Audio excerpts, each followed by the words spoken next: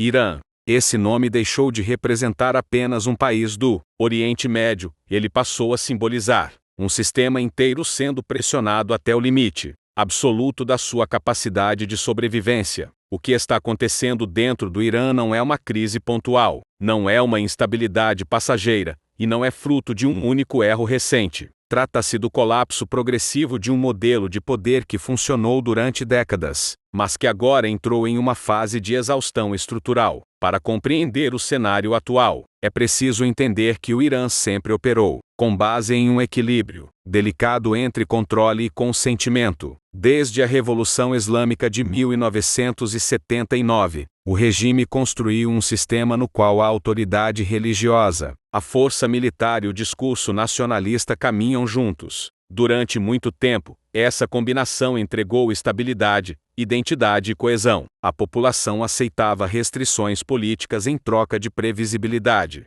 segurança e uma promessa de futuro minimamente funcional. Esse acordo tácito começou a se desfazer quando o Estado passou a exigir cada vez mais sacrifícios, sem oferecer retorno proporcional. A economia iraniana entrou em um ciclo de desgaste contínuo. Sanções internacionais, isolamento financeiro, má gestão interna e corrupção sistêmica corroeram a capacidade do país de gerar crescimento sustentável. A inflação tornou-se parte do cotidiano, o desemprego juvenil passou a ser estrutural, a moeda perdeu valor e a classe média, que sempre funcionou como amortecedor social, começou a desaparecer. Quando a classe média encolhe, o risco sistêmico explode. O que antes era tolerável passa a ser insuportável. O que antes era visto como sacrifício patriótico passa a ser percebido como falha de governança. Em termos corporativos, o modelo de negócios do Estado iraniano entrou em déficit operacional permanente.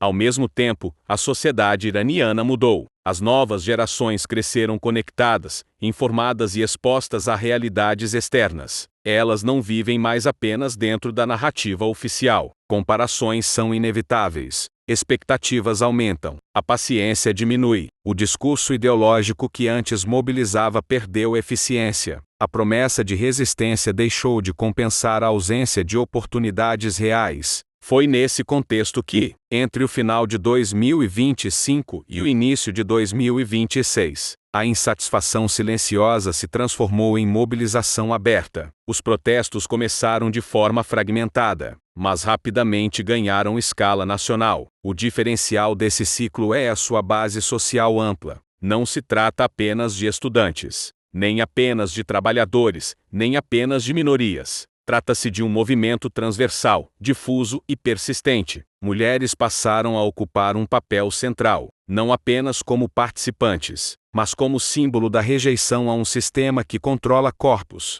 comportamentos e escolhas. Jovens passaram a protestar não apenas por emprego, mas por futuro. Trabalhadores informais protestam pela sobrevivência diária. Minorias étnicas protestam por décadas de marginalização acumulada. Tudo converge para um mesmo ponto: o modelo atual não entrega mais valor percebido. Um dos fatores mais críticos dessa crise é a ausência de liderança centralizada. Não existe um nome, um partido ou uma organização capaz de representar o movimento como um todo. Isso cria um cenário paradoxal. Para o regime, não há interlocutor para negociar. Para a oposição, não há estrutura para substituir o poder vigente. O resultado é um conflito prolongado, sem resolução rápida, onde a pressão social não desaparece, mas também não se converte imediatamente em mudança institucional. A reação do Estado foi previsível dentro da sua lógica histórica. Diante da perda de legitimidade, a escolha foi intensificar o controle. A repressão aumentou. As forças de segurança e a guarda revolucionária passaram a atuar de forma mais agressiva. Prisões em massa tornaram-se frequentes. Julgamentos acelerados passaram a ser utilizados como instrumento de intimidação. A censura foi reforçada. A internet, um dos principais meios de organização e comunicação, passou a ser bloqueada sempre que a mobilização crescia. Do ponto de vista tático, essa estratégia funciona. O Estado mantém controle territorial. Não há perda significativa de áreas estratégicas.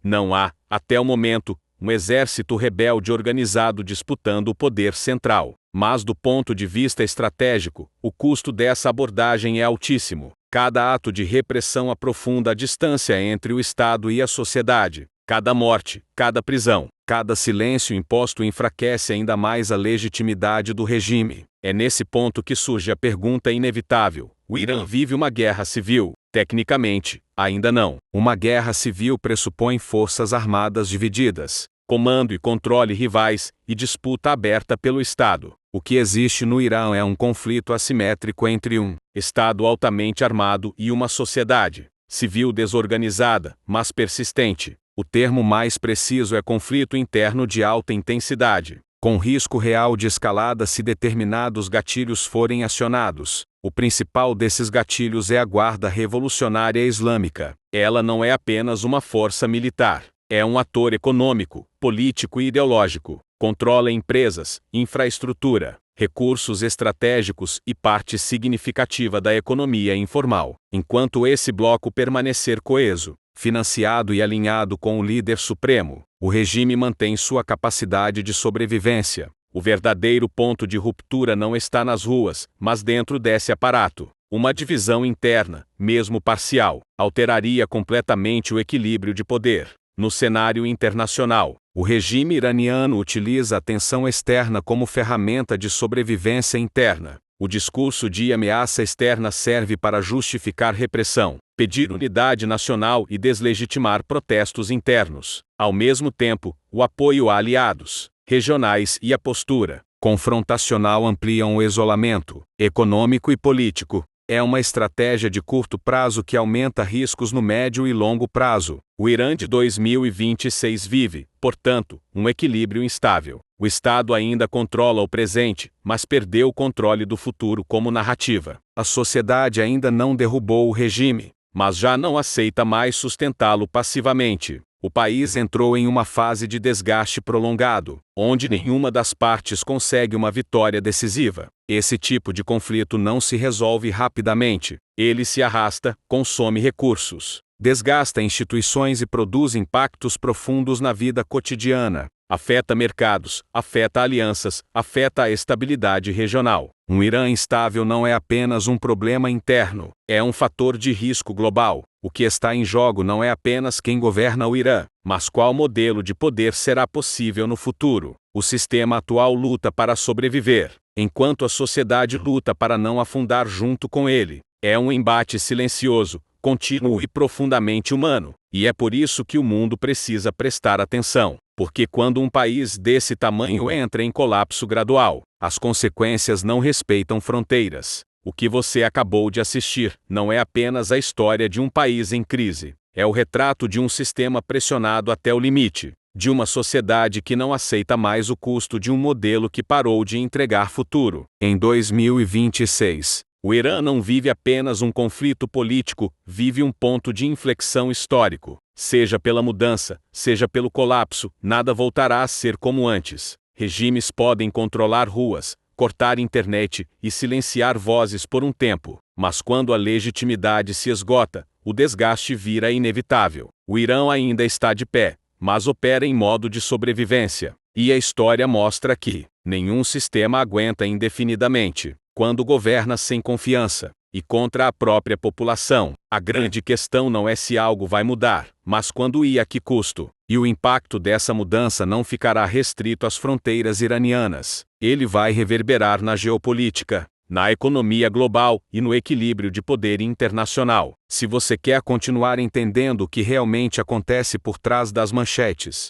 com análise profunda, contexto histórico e visão estratégica, esse canal é o seu ponto de referência. Então, se inscreva no canal, ative o sino para não perder os próximos conteúdos, curta este vídeo para fortalecer o alcance e compartilhe com quem precisa entender o mundo além da superfície. Aqui, a informação não é entretenimento, é inteligência aplicada.